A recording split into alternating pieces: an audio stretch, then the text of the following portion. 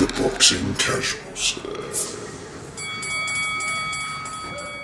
Hello guys, and welcome back to the Boxing Casuals podcast. I'm joined by my mate Sam. Hello Chris, how's it going? Yeah, not too bad, thanks mate. Yeah, just catching up on this week's boxing. Managed to catch that one on the weekend? I did. As we spoke about before, we were going to do this reaction, and well, I mean, I'll hold my hands up. I was wrong. Yeah, I'll say it. It is what it is, isn't it? So just for you guys who aren't aware or didn't catch the fight on the weekend, pardon me, we're talking about the Chris Eubank Jr. Liam Smith fight, which happened on the Boxer card and Sky Box Office. Was it Sky Box Office, wasn't it? It was, yeah. Yeah, 20 pounds.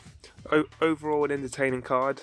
A couple of dull fights on there, but the main event, I would have liked to have seen it go a bit further, a bit more drama from either side. But you know, Liam Smith is a crafty, skilled veteran. Been in there with some top guys, and it's not surprising to see what we saw. What did you think of Chris Eubank's performance on that fight? I was a bit let down, and that's because again, it's like me with Fury, isn't it? I found out I'm a bit of a fanboy. Me and you are obviously from close to Brighton, so I feel there's a bit of affinity with those kind of fighters.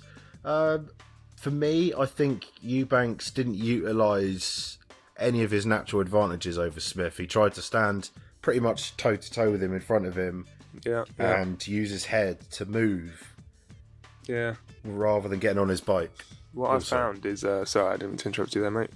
But what I've found with Eubank is his head movement isn't great. His typical defensive style is to move back or try to get out of the way with his legs. Obviously, he's a bit older now. That's not going to work as well as it may have done. I mean, this is sort of a new style since he's been with Roy Jones. If you can recall his fights with George Groves on the Super Boxing Series card, or some of his earlier fights, he was more of a come forward, aggressive fighter. Now he's trying to pick up this new sort of elusive jabbing style, and I don't think it's really working for him. It's that sort of style you have to pick up when you're younger, when you're a young boxer, because it requires a lot of movement, a lot of reflexes, a lot of energy. And I'm not saying he's not a fit guy, but he needs to, because he ended up getting trapped in the corners, trapped on the ropes, hit hard, and then stops eventually. But I was shouting at the telly. I found myself shouting at the telly like, I mean, I do anyway. But it was exactly as you said. He was effective. I'd almost go, we're criticising Eubanks a lot, but I'd almost say punch perfect, near enough from Liam Smith as well. Smith, yeah. Walked him down, and he had him trapped in a corner, and Eubanks wasn't willing to get on his bike. He wanted to do this head thing, Roy Jones-esque.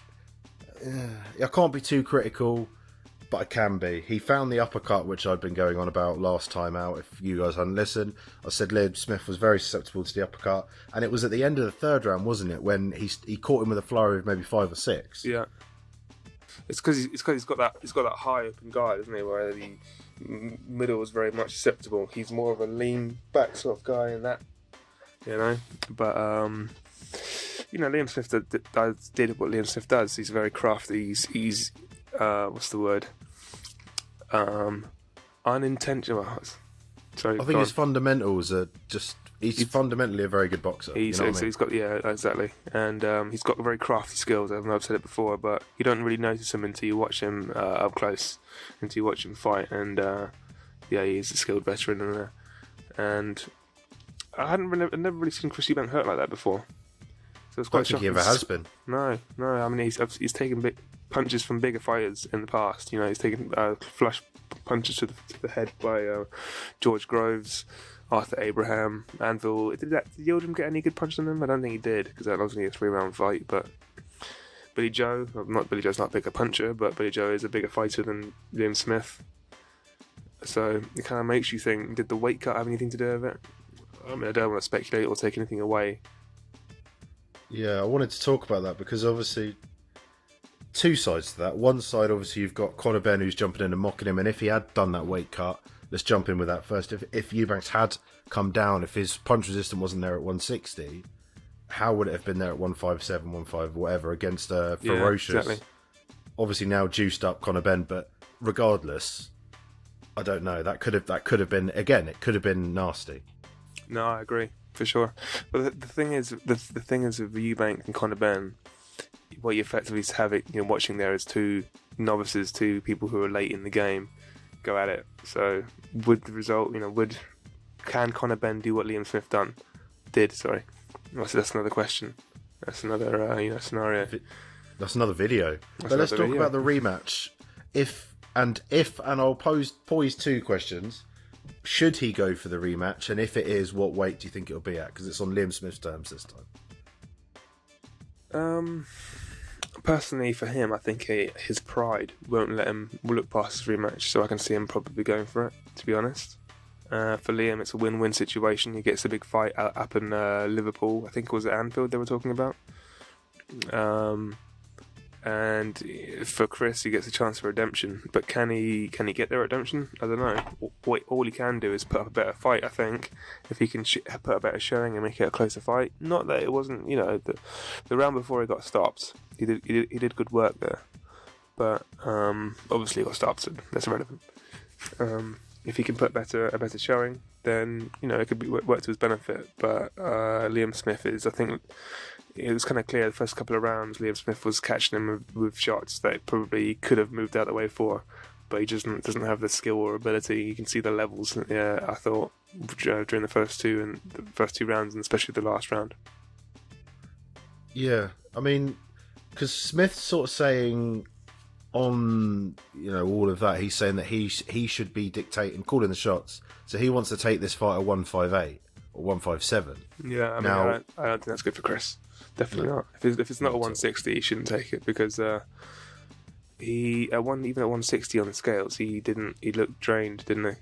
He's not a big guy. Well, he probably hydrated, so I don't know what, but he was probably 165, 160. He was probably a bit more on the night. But... He's not going to be. I mean, some of these guys, when they cut down weight, they're 10, 12 pounds heavier on the night. I can't imagine Chris is anywhere near that. Chris is probably 165, 168 on the night, and he doesn't have much to cut from the start. From his starting position anyway. So it's an interesting one. What do you think's next for Liam? For Liam, then I think there was talks of the Canelo rematch. There's obviously Jamel Charlo, who's currently the super welterweight unified champion. I think that's a good fight for him. We've got Tony Harrison and Costa Zhu's boy Tim Zhu fighting in March, which they could possibly take the winner of those two. What do you think? Where do you see him going? I see no issue with him. Well, we've got to see what happens with Eubank first, but like you said, it's a win-win for Liam. So I think in his mind, he probably wants the rematch. Yeah. Because it's a big domestic fight, lots of eyes on it, and it's probably a bit more fruity now second time round. Definitely, especially in Liverpool. If he can get the Canelo fight, then fair. He's been calling out Golovkin as well. I feel like he's sort of picking up where Chris left off almost. I think the Golovkin fight, is that a good fight for Liam? I mean, I know Golovkin's past it, but is he that past it that he couldn't stop Liam Smith? I'm not sure. Cal Brick said he fancied a bit as well. Everyone's jumping on the bandwagon now. I think that's more of that Cal Brick fight would be more of an interesting matchup. It'd be more of an interesting somewhat matchup, I think, definitely. I'd prefer to see Liam Smith against Cal Brick than Liam Smith against Gennady Golovkin. I'm not sure if how much longer Liam Smith's got against fighting top guys like Jamel Charlo. He's the better of the Charlo brothers. You've seen Jamel Charlo lose to Tony Harrison, so it's an option for him. Stranger things. Hey, why don't you guys leave a comment down in the comment section and let us know who you'd like to see Liam Smith and Chris Eubank in within the next fights. Definitely. We're actually working on it. We're going to try and pin it. I'm going to pin a comment and comment down on that. You can let us know. We did have one of all of our comments who actually got it right. Obviously, Chris and I both didn't predict it right. The vast majority of our comments did say Eubank's KO, but Marco Ball he just said Eubank's going to get clapped. So I take that as Well, is it knockout. the clap or is that clapped? I don't know. He probably has got the clap, but according to Liam Smith, he's never seen him with a woman, so it can't have been from a woman. I don't know. Let's not go into that territory, shall we? Let's definitely not. Let's leave that alone. Let's leave that alone. I think that's gone viral, like, for a whole separate reason, like.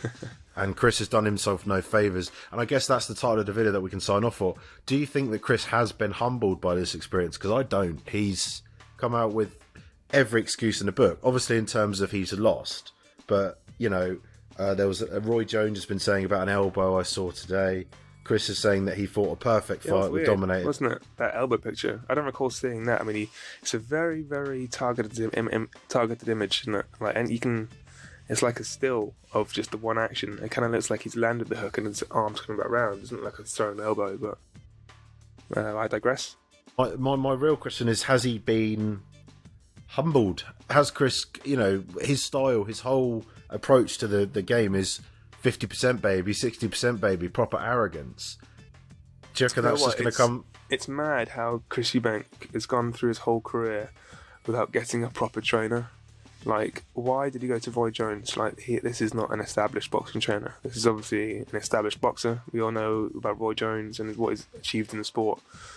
But is he a boxing trainer? No, I think his I don't know anything about Roy Jones, but I just think Roy Jones' arrogance believes that he can make Chris Eubank into something, when really he should be with Shane McGuigan or, you know, who's Joe McNally, who, you know, he's not like going to jump across the Liam Smith trailer, is he? Or the other fella from Liverpool that's currently training, you know, used to train Liam Smith, I can't remember his name now. But yeah, he should have just got himself a proper trainer, you know?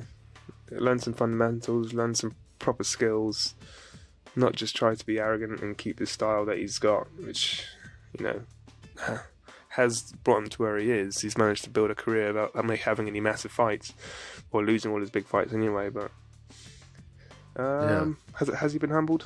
Probably not. I don't think so. I think, well, the only thing I will say in that respect is he took it like a man in, I shouldn't say that, but in the modern world, but, you know, he took it on the chin. Literally, it was broken, but or his cheek. But he went up, he said sorry. They seemed to shake it out. I don't mind that so much. It showed that there was no real beef, if that makes sense. There never is with these things. Is trying to sell the fight. It's always the same situation. The amount of times I watched the UFC card later on, the amount of times at the end of the fights, the fighters are apologising to each other and just saying that, yeah, I'm just trying to sell the fight, bro. It's like, we all know. But okay, catch us on the next video then. We'll be talking about the upcoming big fight with Yard and Bertabiev on the weekend. That's in the Wembley Arena on BT card. You'll be catching that one, will you, Sam? Definitely. I might even be going to it. We'll see. Yeah, we'll see. We'll sign out, guys, and we'll see on the next video. Yeah. Peace out. Like, comment, subscribe, obviously. Cheers, guys. The Boxing Casuals.